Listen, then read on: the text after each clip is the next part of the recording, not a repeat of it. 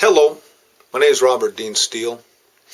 When I woke up this morning, I went to my prayer time, as I usually do on Saturday mornings, and was having a conversation with God, and a sense of urgency really came upon me. In fact, it's probably been the strongest sense of urgency that I have ever experienced in my life. The reason I say that is because I really believe with all my heart that God is trying to say something to us today. He's telling us to redeem the time. Now, when we talk about redeeming the time, what we're talking about is taking advantage of every opportunity and every moment of every day to serve the Lord. I feel that many of us are not taking advantage of that opportunity. We are allowing possessions, family pressures, work pressures, all kinds of economic pressures to overwhelm us. And there's almost a sense of fear and discouragement upon many of us today. We're saying, what's the use? I mean, God, I know you've called me to love those in my world. I know I'm supposed to go into the world and make disciples of all people, but I just don't have the time, or I'm frustrated with my current situation. Well, I think the Lord is trying to tell you something today, and that's this, that He Himself will be the one who flows through us. He'll bring across our path the opportunities and the people that will be at the right time, and we'll be able to speak to them for the right reason, the right things, the right motives, and we'll see God do incredible things to us. What we need to do is be available. Be willing to step out in faith and take on that opportunity.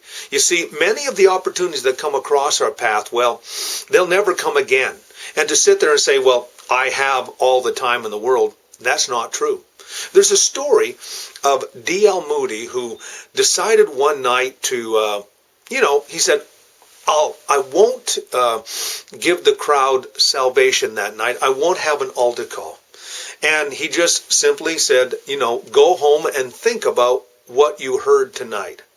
Well, that night, the Great Chicago Fire happened, and hundreds perished in the fire. And D.L. Moody was wounded in his heart to realize that some of the people that perished in the fire that night were people that were in the meeting. So he resolved in his heart that whenever there was an opportunity to invite someone to Christ, that he would do it. When you have that opportunity, make sure that you take advantage of that opportunity. They may say no. They may say, no, I don't want to hear about it. That's not your issue. The issue was that you told them about Jesus Christ. There are some people who say, well, I'm going to live my life. And that's wonderful to be a Bible.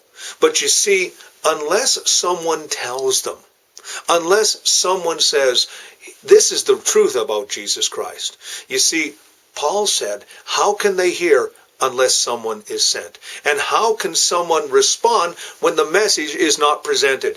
You need to present the message with your mouth. Then live your life before them. That's so very, very important. I feel this urgency in my heart, and this urgency to exhort you to serve the Lord. And realize that this may be the last day that you have on this planet, or a friend or a member of your family. Have you told them about Jesus Christ? Do you sense the urgency in your heart? If you don't, pray that God will give you that urgency. I know this. God's been speaking to my heart. And that's the reason why I made this video today, to urge you to give your life to Jesus Christ. And if you are a servant of the living God, please tell somebody today about Him.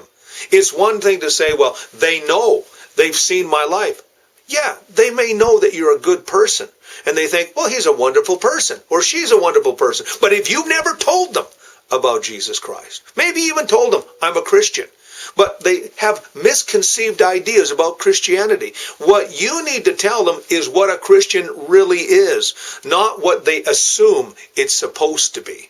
Because you know what? They're living in the world, and they've already got a jaded and warped sense of what a Christian is. They don't know what a Christian is because you have not told them what a Christian is. You need to tell them, and then you need to live your life accordingly. Something to think about. And I hope that you feel the urgency of this message.